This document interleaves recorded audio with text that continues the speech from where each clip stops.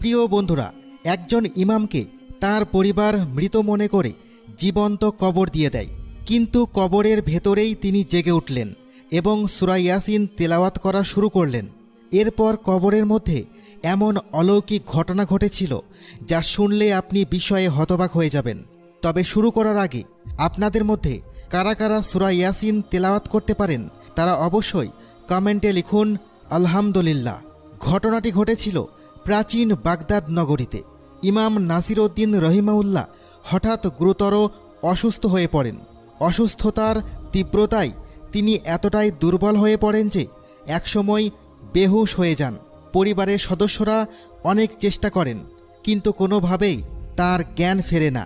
অবশেষে সবাই ধরে নেন তিনি আর বেঁচে নেই। তারপর তাকে গোসল করানো হয়, কাফন পরানো হয়, এমনকি জানাজাও পড়ানো হয়। তারপর সবাই মিলে তাকে